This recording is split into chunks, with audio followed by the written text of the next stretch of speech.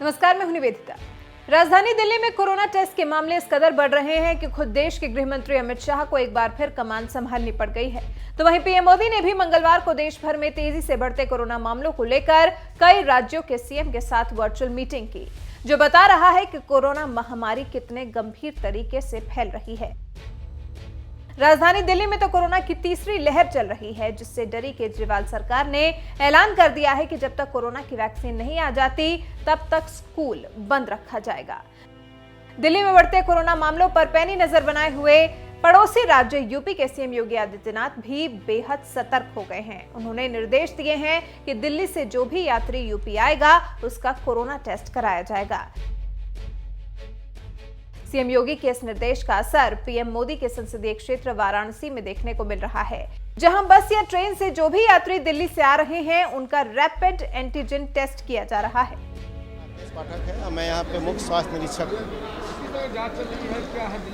Actually जो दिल्ली से जो भी पैसेंजर्स आ रहे हैं उनके लिए ये गवर्नमेंट की तरफ से व्यवस्था की गई है कि उनका हम रैपिड एंटीजन टेस्ट करके कोविड के बारे में पता लगा सकें। तो अभी जो दिल्ली से वंदे भारत एक्सप्रेस ट्रेन आई है उसी के यात्रियों का यहाँ पे एंटीजन टेस्ट करवाया जा रहा है। कितने यात्रियों का टेस्ट हो चुका है? एवरेज देखिए, तो हम लोग रैंडमली सेलेक्ट करते हैं। अभी भी आप सामने देख रहे हैं कि भीड़ में लगातार यहाँ पे हमारी टीम काम कर रही है। यह स्टेट गवर्नमेंट की ही टीम है जो रेलवे के साथ कोलैबोरेशन करके यहाँ पे काम कर रही है। एवरेज पर डे 250 से 300 हम लोग कर रहे हैं इस टेस्ट को। किन किन ट्रेनों में हो रही है? जो दिल्ली से ट्रेनें आ रही है। हाँ, दिल्ली जो भी ट्रेन आ रही है। इसके अलावा वाराणसी कैंट रेलवे स्टेशन के डायरेक्टर आनंद मोहन ने बताया कि दिल्ली से जो भी यात्री आ रहे हैं उनका रैंडम टेस्ट किया जा रहा है और जिनका भी टेस्ट पॉजिटिव आता है उन्हें जिला प्रशासन के साथ कोऑर्डिनेट कर एडमिट कराया जाता है। जो कोविड हमारा थर्ड स्टेज में है, पांव पसारने के लिए तैयार है। जो भी पूरे देश में जगह जगह पे ये कोविड अपने आप को फिर से फैलाने का प्रयास कर रहा है, उसमें दिल्ली सबसे ज़्यादा अभी स्प्रेड हो रहा है। दिल्ली से जो भी ट्रेन हमारे पास आ रही हैं उसमें हम लोगों ने ये व्यवस्था कर रखी है कि जो भी दिल्ली से पैसेंजर्स आएंगे उसमें रैंडम सैम्पलिंग, एक सैंपल सेट को उठा के उन लोगों को रैपिड एंटीजन टेस्ट के अंतर्गत हम लोग उनको टेस्ट करते हैं। जिनका भी टेस्ट पॉजिटिव आता है उसको डिस्ट्रिक्ट एडमिनिस्ट्रेशन के साथ कोऑर्डिनेट करके उनको जो शेड्यूल्ड ऑपरेटिंग प्रोसीजर है उसमें उनको एडमिनिस्टर कराते हैं और रिक्वायर्ड प्रोटोकॉल्स को फॉलो कराते हैं। दोनों जो रेलवे स्टेशन की बात करें तो उनको मिलाकर के रोजाना कितने टेस्ट हो जा रहे हैं? लगभग 500-600 लोगों से ज़्यादा लोग टेस्ट होता है। बता दें, दिल्ली में जुलाई में मामले कम होने के बाद अगस्त के पहले सप्ताह तक मामले कम होने का सिलसिला जारी था, लेकिन अगस्त के दूसरे सप्ताह से ही मामले करीब 11% और पहले सप्ताह की तुलना में चौथे सप्ताह में मामले 51.69% तक बढ़ गए थे। इसलिए आंकड़े भी इस बात की तस्दीक करते हैं कि रक्षाबंधन के बाद मामलों में बढ़ोतरी हुई थी। लगातार बढ़ रहे कोरोना के मामलों की वजह से ही सरकार ने दिल्ली में मास्क पर जुर्माना भी बढ़ा दिया है। अब 500 की जगह पर 2000 रुपए जुर्माना वसूला जा रहा है। इतना ही नहीं, दिल्ली ऑटो रिक्शा संघ और दिल्ली टैक्सी टूरिस्ट एसोसिएशन ने भी फैसला किया है कि अब से जो सवारी मास्क नहीं लगाएगी उसे ऑटो या टैक्सी में बैठने नहीं दिया जाएगा। देश में एक बार फिर तेजी से चली कोरोना लहर पर पीएम मोदी ने मंगलवार को मुख्यमंत्रियों के साथ हुई बैठक में चिंता जताई, तो वहीं ये भी बताया कि वैक्सीन कब तक देश में आ रही है और किस तरह से लोगों को दी जाएगी।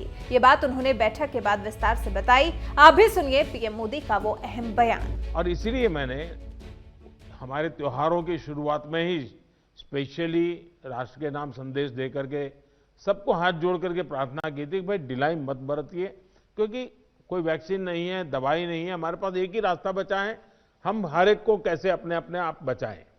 और हमारी जो गलतियां हुई वही एक खतरा बन गया, थोड़ा ढिलाई आ गई। इस चौथे चरण में लोगों को कोरोना की गंभीरता के प्रति हमें फिर से जागरूक करना ही होगा। हम एकदम से वैक्सीन पर शिफ्ट तो जिसका काम करना है करेंगे, हमें तो कोरोना पर ही फोकस करना है। हमें किसी भी हालत में ढिलाई नहीं बरतने देनी है। हाँ, शुरू में कुछ बंधन इसलिए लगाने पड़े ताकि व्यवस्थाएं भी विकसित करनी थी, लोगों को थोड़ा एजुकेट भी करना था। अब हमारे पास टीम तैयार है, लोग भी तैयार हैं। थोड़ा आग्रह रखेंगे तो चीजें संभल सकती हैं। तो जो चीज हम तैयार करें उसको जरा इंप्लीमेंट करें और हमें आगे अब कोई बढ़े नहीं, इसकी चिंता जरूर करनी होगी, कोई नई गड़बड़ न हो। हमें ट्रांसमिशन को कम करने के लिए अपने प्रयासों को जरा और गति देनी होगी। टेस्टिंग हो, कंफर्मेशन, कॉन्टैक्ट ट्रेसिंग, डेटा, इन सारी जुड़ी किसी भी तरह की कमी को हमें सर्वोच्च प्राथमिकता देते हुए उसको ठीक करना होगा। पॉजिटिविटी रेट को 5% के दायरे में लाना ही होगा। हमारे लिए जितनी जरूरी है स्पीड है, उतनी ही जरूरी है सेफ्टी भी है। भारत जो भी वैक्सीन अपने नागरिकों को देगा वो हर वैज्ञानिक कसौटी पर खरी होगी। जहां तक वैक्सीन के डिस्ट्रीब्यूशन की बात है तो उसकी तैयारी भी आप सभी राज्यों के साथ मिलकर के की जा सके रही है। वैक्सीन प्राथमिकता के आधार पर किसे लगाई जाएगी, ये राज्यों के साथ मिलकर के एक मोटा मोटा खाका भी आपके सामने रखा है कि भाई अगर इस प्रकार से WHO ने जो कहा है हम चलते हैं तो अच्छा है, लेकिन फिर भी ये निर्णय तो हम सब मिलकर के ही करेंगे। उनके सुझाव का महत्व इसमें बहुत रहेगा क्योंकि आखिरकार उनको अंदाज है कि उनके राज्य में ये कैसे होगा। हमें कितनी अतिरिक्त कोल्ड स्टोरेज की जरूरत रहेगी, मुझे लगता है कि राज्यों ने इस पर अभी बल देकर के व्यवस्थाएं खड़ी कर देना शुरू कर देना चाहिए।